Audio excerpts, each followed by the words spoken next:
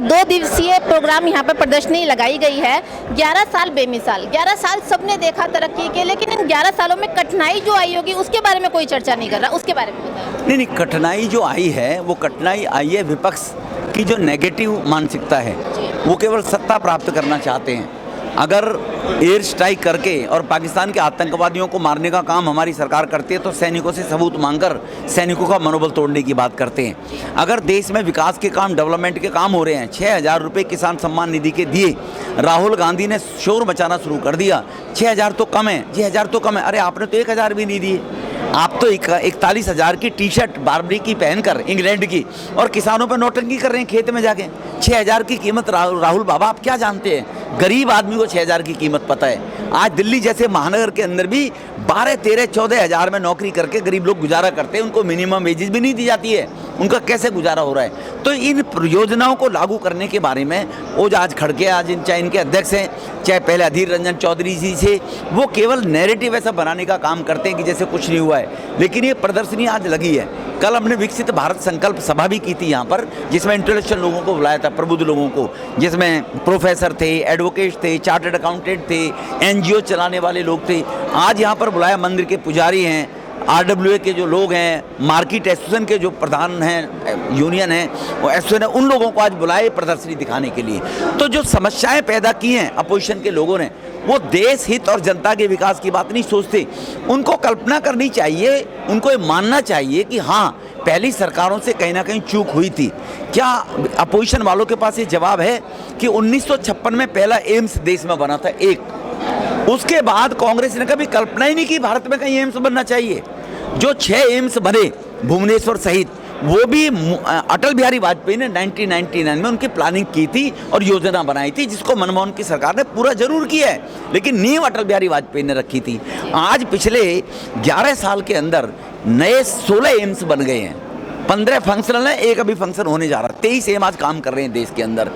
हमारे देश के अंदर जो इंफ्रास्ट्रक्चर की अगर मैं बात करूं तो हमारे देश में 1947 देश आज़ाद हुआ, 50 में गणतंत्र दिवस मनाया गया होगा, 50 से भी लगा लो, 50 से लेकर 2014 तक कितने साल हो गए? 64 साल।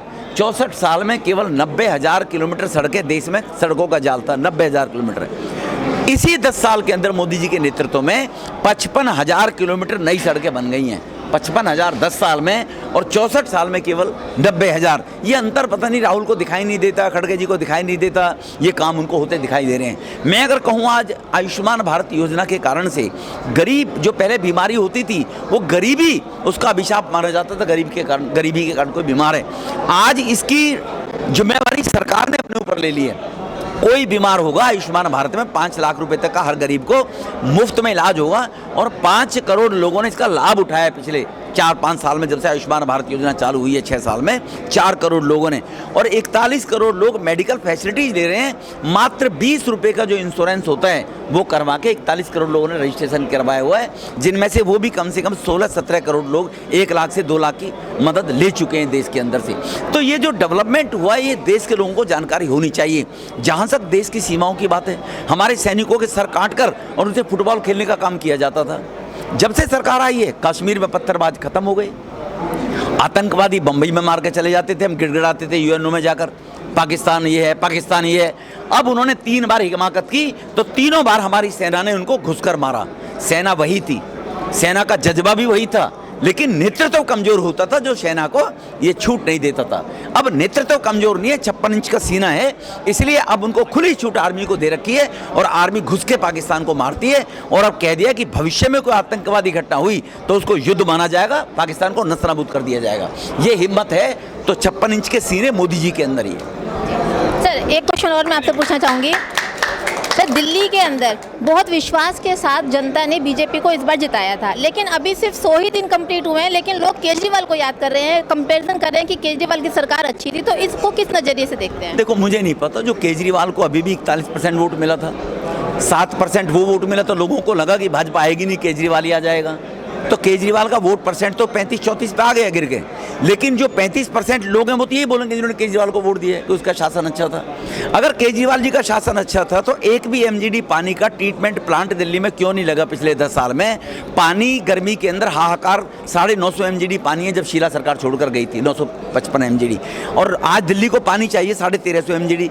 शीला जी के टाइम में चाहिए था 1100 एमजीडी। तो आज केजरीवाल ने, मैं उनसे पूछना चाहता हूं, केजरीवाल को अगर अच्छा बता रहे हैं तो केजरीवाल ने 10 साल में एक ही एमजीडी का प्लांट क्यों नहीं लगाया? इस साल हो सकता नहीं, लोगों को पानी की समस्या से जूझना पड़ेगा, क्योंकि 100 दिन में कभी कोई ट्रीटमेंट प्लांट लग के तैयार नहीं हो सकता, एक बाथरूम भी नहीं बता 100 दिन के अंदर। तो इसीलिए 1.5-2 साल लगेंगे। 300 एमजीडी के पानी के ट्रीटमेंट प्लांट श्रीरेखा जी लगाएंगी, पानी की समस्या से निजात मिलेगा। अभी सड़कों को जाकर देखिए आप, जिस प्रकार से सड़कों पर कब्जे कर रखे थे, भ्रष्टाचार की भेंट चढ़े हुए थे, वो चाहे प्रशासन के लोग भ्रष्टाचार में विलिप्त थे, चाहे वो बिचौलिए काकर और भ्रष्टाचार विलुप्त होते थे। अब रेडी पटरी खोमचा वाला पटरी पर बैठेगा, सड़कें क्लीन हो रही हैं, सड़कें बन रही हैं, सड़कों की सफाई हो रही है, नालों की सफाई चल रही है, पता नहीं क्यों सोच रहे हैं वो। और जो लोग ये कह रहे हैं उनको ये पूछो कि केजरीवाल ने, जो मोदी साहब ने लोगों को मुफ्त अनाज 80 करोड़ लोगों को दिए हैं, दिल्ली में भी ऐसे 80 लाख लोग रहते, तो केजरीवाल ने तो कभी नहीं दिया था गरीब लोगों को, केवल सब्ज़ और सपने दिखाए थे। बसों के बारे में जहाँ भी दिल्ली में जाम लगा होता था, समझ लो एक डीटीसी की बस खराब पड़ी है। अब तुम्हें डीटीसी की बस रोड पर, सड़कों पर खराब नजर नहीं आएगी कहीं भी, कि बाई चांस कोई एक आध बस पूरी दिल्ली में होगी, सैकड़ों बसें रोज सड़क पे बीच में खराब हो जाती थी, जाम लगता था। तो ये जो ट्रेंड था उसको 100 दिन में रेखा जी ने पूरा किया है। यमुना जी में डेवलपमेंट का काम कितनी तेजी से चल रहा है, 1.5-2 साल के बाद आप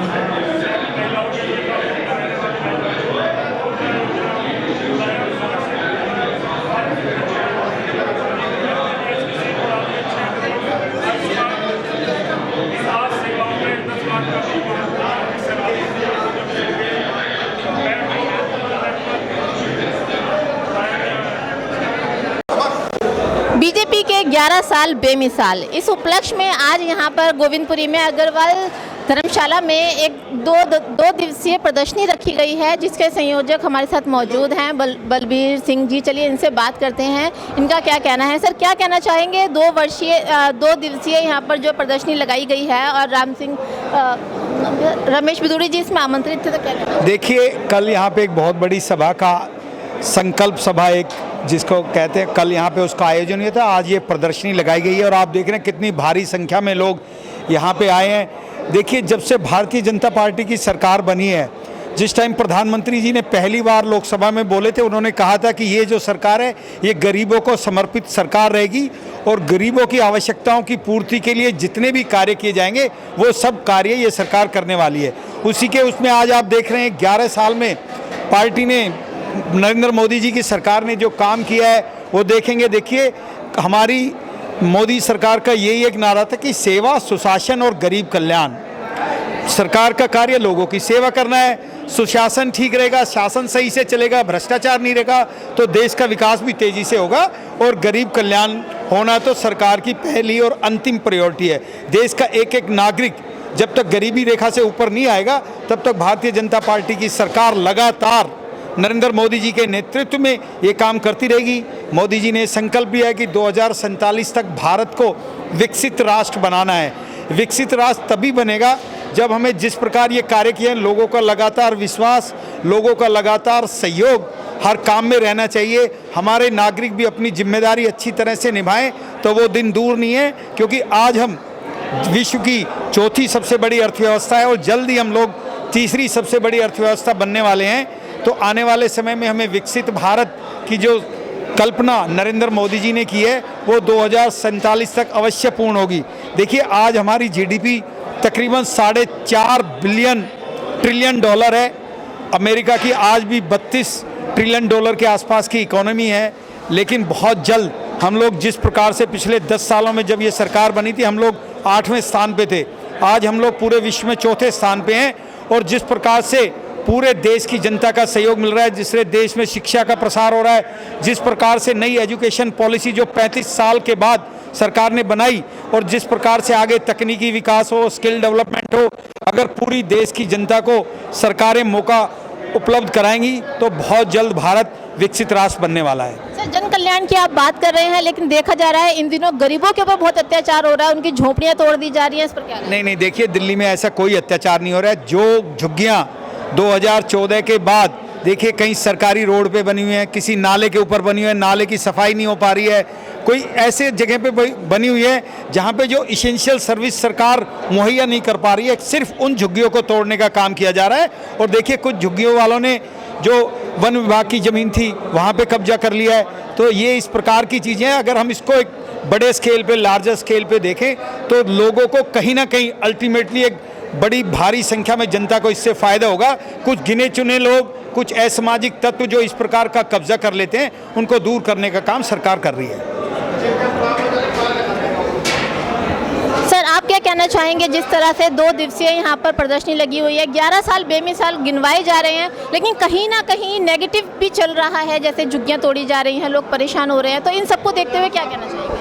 ये हमारे है उसका जो संकल्प से सिद्धि की और एक कार्यक्रम 2 दिवसीय कार्यक्रम चलाया गया है, ये पूरे देश में चलाया गया है, हमारे दिल्ली में भी चलाया गया है और हमारे दक्षिणी दिल्ली के कालकाजी में भी चलाया गया है। इसमें मोदी जी के जो भी कार्यकाल में अच्छे कार्य किए गए हैं, पहले जैसे एम्स 2014 से पहले 7 हुआ करते थे, अब वही एम्सों की संख्या काफ़ी बढ़ गई है, 23 के आसपास हो चुके हैं। ऐसे ही हमारे 60,000 किलोमीटर की सड़कें हुआ करती थी 2014 से पहले, लेकिन आज की डेट में वही सड़कें 1,60,000 किलोमीटर के एरिया में हो चुकी हैं। ऐसे ही मोदी जी ने जो आतंकवाद के खिलाफ एक जीरो टॉलरेंस का अपना नीति अपनाई है, वो बहुत अच्छी अपनाई है। ऐसे ही ऑपरेशन सिंदूर का जो अभी करा है, ऐसा पूरे विश्व में उन्होंने एक ही पिन पॉइंट पर काम किया है कि आतंकवाद को ख़त्म करना, हमें किसी से कोई झगड़ा नहीं करना। और इसी के साथ बहुत सारे ऐसे काम हैं जो हमारे जनधन अकाउंट के खाते खोले गए इन 11 सालों में।